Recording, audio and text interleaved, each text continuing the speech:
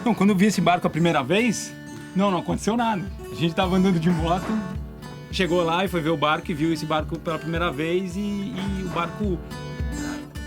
Foram me falar que tinha o barco e não sei o que, isso ficou na minha cabeça, mas eu não entendi o que aquilo significava. A gente foi nele, entrou nele e eu tive uma sensação dentro dele, que foi uma sensação assim, aqui dá pra morar, aqui dá pra fazer a minha vida. Mas tinha uma obra pela frente, a gente não entendia nada de barco grande, nada de barco de cruzeiro, e todos os amigos ajudaram a gente a sair de uma roubada, né, de uma roubada de obra de barco. Claro, a gente não comprou daquela vez, a gente não tinha nem dinheiro, a gente nem imaginava, a gente nem sabia velejar, a gente foi velejar de snipe, ficou alguns anos velejando de snipe. Quando teve a oportunidade para mudar para um barco, a gente mudou pro Atlantis, trocou o apartamento pau a pau e trocou, e estava no Atlantis, estava bem estabelecido no Atlantis, e quando a gente estava no Atlantis a gente queria dar voos maiores com o Atlantis, e quando a gente desceu para Floripa, né, a gente velejando, a gente desceu para Floripa, descobriu que a Paloma estava grávida, tivemos que parar um pouco, voltar, fazer o pré-natal em Paraty, e aí eu lembrei desse primeiro barco que a gente viu na nossa vida, e por alguns motivos assim, eu achava que esse era o barco para a gente fazer o nosso sonho. E o Gustavo não tirava esse barco da cabeça, ele lembrava desse barco. E eu já grávida, e já na vida a bordo, né? Não queria. Quando você muda, pronto, eu já fiz a mudança, já estou pronta para essa vida nova. Não quero voltar para trás e começar de novo. Mas o Gustavo com esse sonho na cabeça, com essa ideia desse barco. E eu de barrigão, né? Já estava grávida da Catarina, e também queria pensar na gravidez e no começo do barco. Mas o Gustavo estava com essa ideia desse barco, e isso tem alguma coisa, a gente tem que entender o que está atrás disso. Então, eu lembrava de como ele era construído, um barco todo em epóxi, por infusão a vácuo, um barco muito forte, e cara, eu já tinha experiência, não posso falar que eu tinha experiência, mas eu não estava tão cru assim a ponto de me perder fazendo um barco. Eu já sabia algumas coisas que eu queria, eu consegui identificar que seria o barco. E aí conseguimos comprar o barco, e aí começou a parte da construção do barco. Essa parte, eu acho que todo mundo que vai construir uma casa pela primeira vez, um carro pela primeira vez, qualquer coisa que você vai construir, você leva uns sustos, ai meu Deus, será que eu vou conseguir? Como que eu faço isso? Só que tinha um agravante, porque a gente morava a bordo, a gente já tinha feito essa mudança a bordo. Isso significava que eu ia ter que ir para a terra, porque a gente não tinha condições de manter os dois barcos, e a gente pôs o Atlantis à venda. E isso para mim foi uma das partes mais sofridas, ter que voltar para a terra. Mas tinha uma segurança que a gente estava indo no rumo certo. Então, logo no começo eu ainda tinha o Atlantis, porque eu assinei umas promissórias para ter o barco, eu não tinha grana para pagar, eu dei uma entrada, assinei umas promissórias, tinha uma graninha para começar a construção e botei o Atlantis na venda. Olha que loucura. E nesse tempo que não vendia o Atlantis, eu ainda fazia charter. Então eu trabalhava nesse barco, quando tinha agenda de charter, corria e fazia charter. E como eu trabalhei, a gente procura cuidar da nossa estrutura de sobrevivência, digo financeiramente, a gente tinha essa preocupação e a gente tinha a possibilidade de cuidar disso. E isso que fez a gente sobreviver até agora. Porque então o dinheiro do terreno, e você não pode perder valor você tem que manter o máximo de valor que você conseguir desse dinheiro que você estava lá, e a gente conseguiu fazer isso, a gente tinha uma plataforma muito boa para fazer isso, para conseguir fazer isso. E você acha que ter acesso a uma plataforma de operações ajudou você a realizar seu sonho? Sim, foi fundamental. sim, como eu não acompanhava diária, sabe? Tudo bem, você monta uma estratégia de investimento, você acha que, vou colocar basicamente renda fixa, não estou falando, sabe, loucura, fazer day trade, que nem, cara, quem conhece o mercado sabe o que é isso, sabe, comprar, não, tô falando comprar renda fixa certa, saber migrar de uma para outra, essas coisas, e você monta isso, pelo menos para alguns meses, e eu geria a nossa carteira de investimento, sim, e cara, não olhava pouco, quando eu olhava, falava, cara, pô, já dá pra gente, tá, então tem mais, sabe? Isso eram surpresas agradáveis, assim, falava, agora, olha o que rendeu a nossa aplicação até aqui, então a gente consegue fazer mais isso, ou você fica mais confortável de tomar certas atitudes assim, então foi bem legal, isso ajudou muito, foi imprescindível de verdade.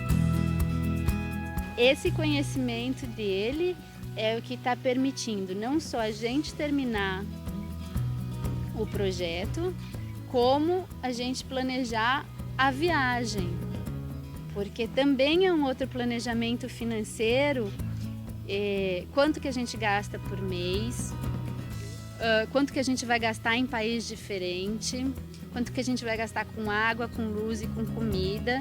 E aí a gente tem que se policiar muito, né? Porque a gente sabe de eu li muitos livros e histórias de cruzeiristas que alguns sempre acabam voltando para casa porque não souberam gerir o dinheiro. Bom, esse barco era um barco feito para regata, tudo, então a gente, embora não pareça, é um projeto de 96 e a gente resolveu fazer um doghouse rígido. Só que eu estava construindo o barco com o Marco Landi. E aí, terminando, né, de construir, quer dizer, ele foi construído, mas o Marco Landi estava me assessorando, né? Eu aproveitei e falei, então, Marcão, vamos fazer um doghouse pro barco e não sei o que. E a gente acabou fazendo esse daqui ele fez de Nomex com carbono. E o doghouse pesa 15 quilos. Então eu não coloquei muito peso para cima do barco, o barco saiu bem legal.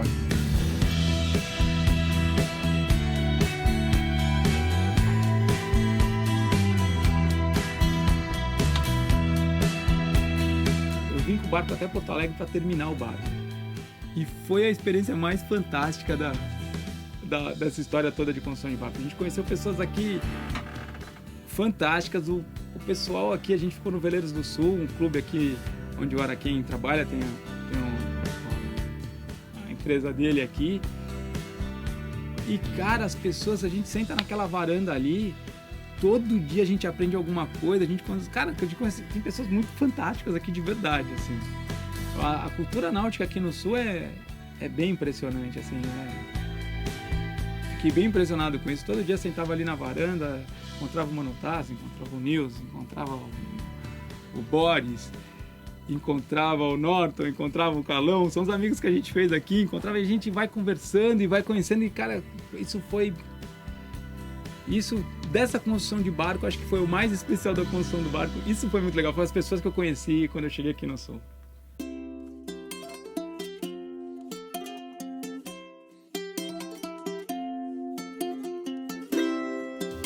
Eu acredito que a criança pequena, até os 7 anos, nessa primeira infância, ela precisa, primeiro, do pai e a mãe presente, a família presente, e adquirir capacidades, habilidades para ela estar nesse mundo. Essas capacidades, ela adquire muito no nicho da família.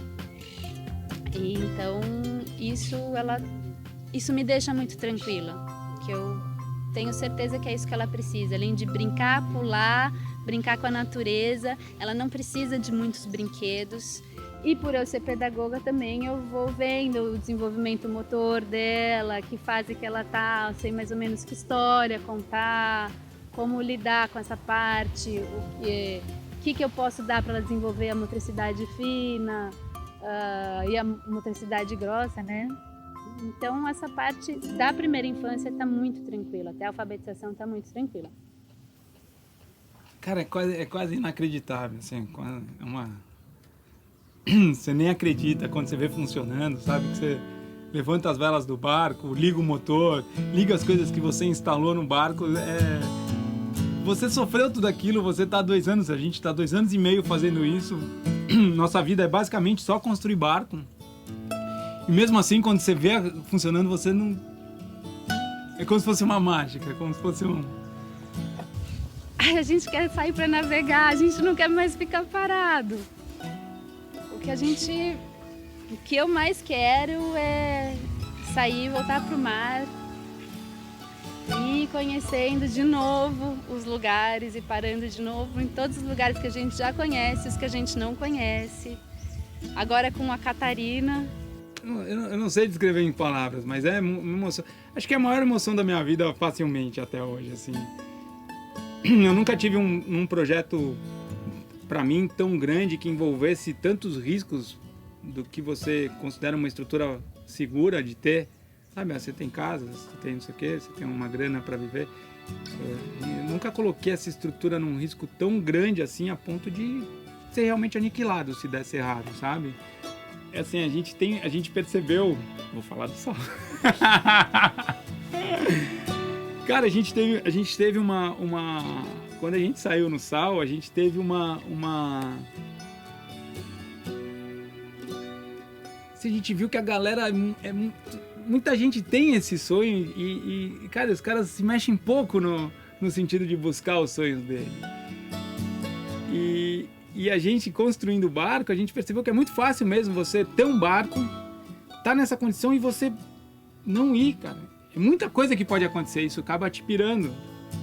Então a ideia de ir mostrando o nosso dia a dia e não sei o que é justamente essa, de que, cara, vamos lá, vamos mais um dia e mostrar que a gente...